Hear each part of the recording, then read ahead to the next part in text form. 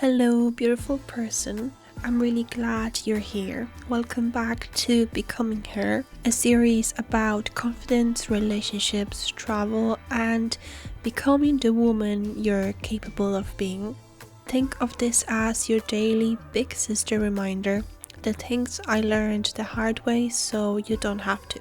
So today let's talk about something many of us do without even realizing it.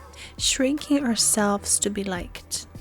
I think a lot of us learned early on that being fully ourselves didn't always get us the connection. Maybe you were too loud, you were told to calm down. Maybe when you were ambitious, you were told you were intimidating. Maybe when you expressed an opinion, you were called a difficult. So you adjusted. You softened your voice. You laughed at jokes you didn't find funny. You agreed when you didn't agree. You made yourself easier to digest. And over time, it became automatic. You stopped asking, is this true to me? Will this make them like me? So when I was a child, I really wanted to fit in. I often liked different things than everyone else around me. I was always into different kind of movies, different toys. I was just a very different and unique child. And I often tried to like what other people liked and agree to things that other people did because I just wanted to be liked. I wanted to be accepted. I wanted to feel accepted, and I just wanted everyone to think that I'm cool.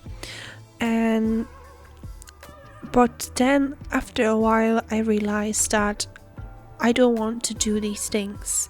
So I stopped, and that was the best decision I ever made. I just kind of stayed with my own opinions and with the things I like to do, and I stopped basically following others just to be approved.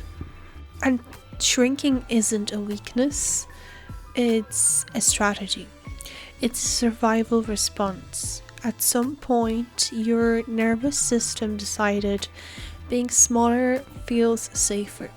Safer from rejection, safer from conflict, or safer from abandonment. And if you've ever felt chosen only when you were agreeing to everything, of course you learned to be agreeable. Here is the quiet truth.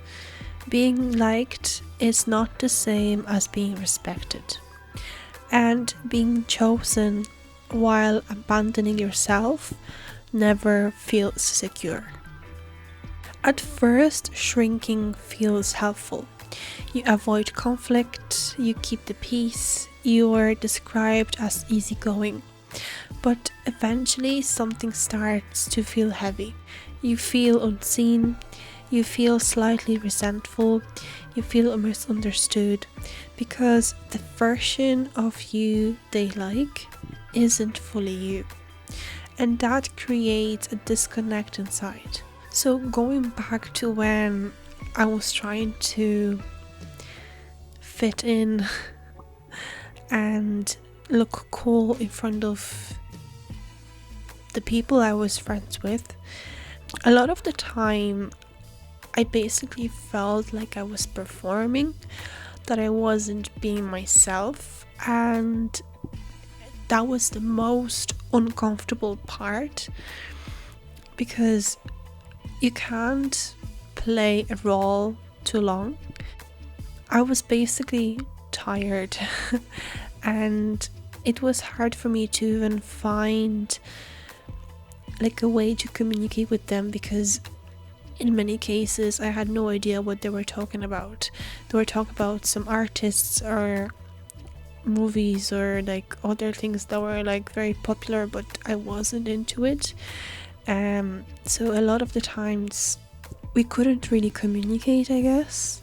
And when I realized that this is not myself, or this is not who I want to be, I decided to leave and just find different friends that I'm happy around with. That quiet resentment, that's your authentic self asking to come back.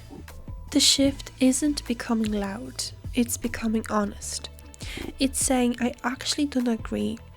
That doesn't work for me. I'd prefer something different.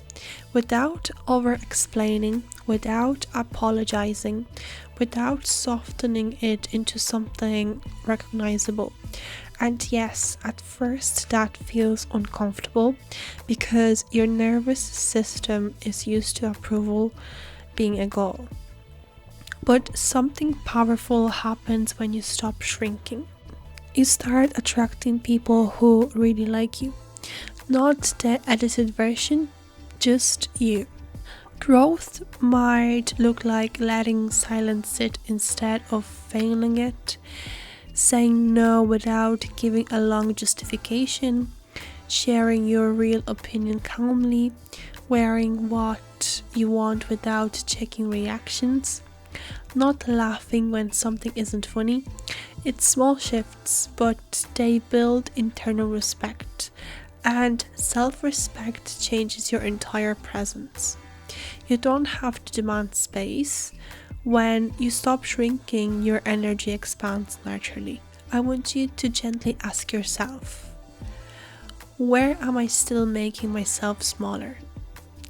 Is it at work, in dating, with friends, or maybe online? What am I afraid would happen if I showed up fully?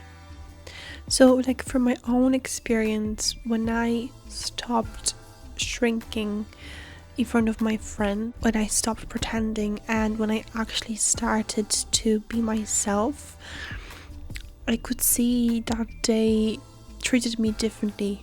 I was seen as more authentic, and I felt more comfortable, I guess, because they actually liked me for who I was as a person and not for what I liked or what I disliked. So I really recommend doing the same. If you have friends that you feel like you have to pretend like you are someone else, my advice would be to just open up in front of them and tell them, show them, I should say, your real personality, and tell them what you like and what you don't like. Maybe they will like the same things as you never know. Maybe you could show them something new and maybe they will like it. You never know. Maybe it's like if you're listening to a different artist, if you show it to them, they will like it and you will have another thing in common. So I think that's the best thing to do. Just be honest and say the truth, because you never know, they might end up liking the same things as you. So becoming her isn't about dominating rooms, it's about existing in them fully. She doesn't overcompensate, she doesn't perform, she doesn't chase approval. She allows to take herself to take up space. And the right people don't feel threatened by that. They feel aligned. You are not too much, and you are not required to become less to be loved. Thank you for spending this time with me today. Take a breath before you move on with your day. You are not behind, you are becoming. Thank you once again for watching this episode, and see you tomorrow. Thank you and bye.